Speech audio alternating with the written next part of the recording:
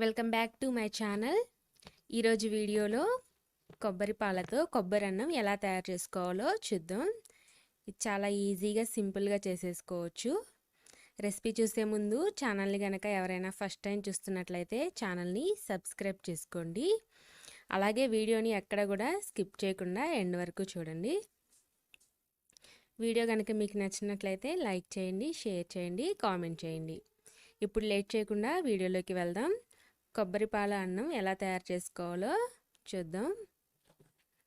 కొబ్బరి అన్నం చేయడం కోసం ముందుగా ఒక కొబ్బరికాయని తీసుకొని చిన్న చిన్న ముక్కలుగా కట్ చేసుకోవాలి.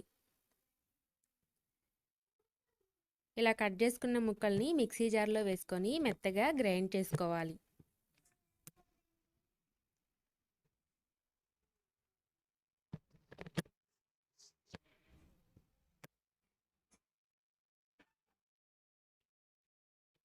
ఈ విధంగా గ్రైండ్ చేసుకున్న తర్వాత దీనిలోని కొంచెం వాటర్ వేసుకొని మరలా ఇంకోసారి గ్రైండ్ చేసుకోవాలి.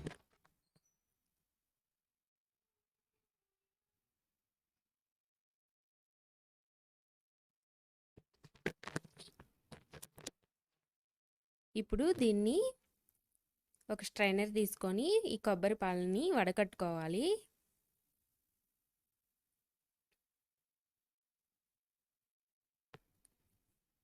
ఇలా పాలన్నీ కిందికి వచ్చేలాగా వడకట్టుకోవాలి. ఇక్కడ నేను ఒక గ్లాస్ రైస్ తీసుకున్నాను కాబట్టి గ్లాసున్నర వరకు ఈ కొబ్బరి పాలు అనేవి కావాలి. కాబట్టి ఈ కొబ్బరి పాలు ఇప్పుడు ఒక గ్లాస్ అయినాయి. ఇంకో అర గ్లాసు వాటర్ యాడ్ చేసుకొని తీసుకోవాలి.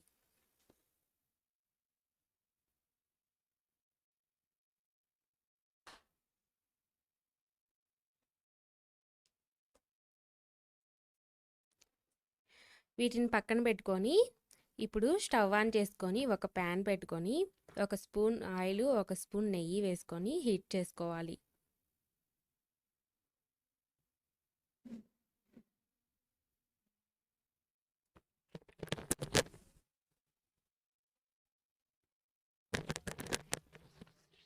తర్వాత బిర్యానీ మసాలాలన్నీ యాడ్ చేసుకొని లైట్గా వేయించుకోవాలి.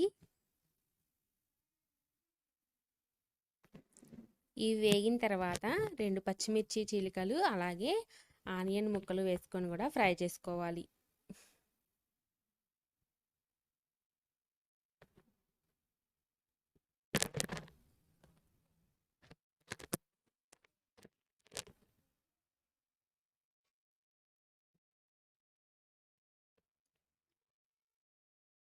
ఆనియన్స్ బాగా వేగేంత వరకు వేయించుకొని తర్వాత ఒక స్పూను అల్లం వెల్లుల్లి పేస్ట్ని యాడ్ చేసుకోవాలి.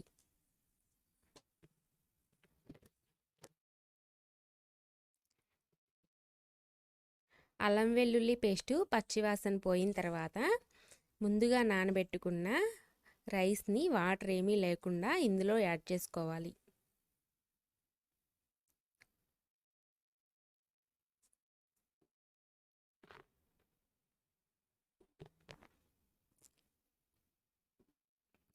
రైస్ మొత్తం వేసుకున్న తర్వాత ఇందులోని సన్నగా తరిగి పెట్టుకున్న కొంచెం పుదీనా అలాగే కొద్దిగా కొత్తిమీరని కూడా వేసుకొని రైస్ మొత్తాన్ని బాగా కలుపుకోవాలి.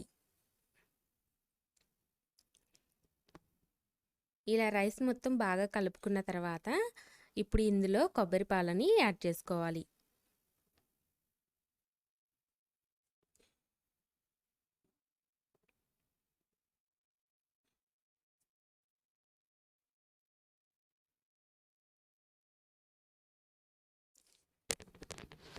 కొబ్బరి పాలని యాడ్ చేసుకున్న తర్వాత దీనిలో టేస్ట్కి సరిపడా సాల్ట్ని వేసుకోవాలి. ఇక్కడ సాల్ట్ వేసే క్లిప్ మిస్ అయ్యింది. మీరు టేస్ట్కి సరిపడా సాల్ట్ని యాడ్ చేసుకోవాలి.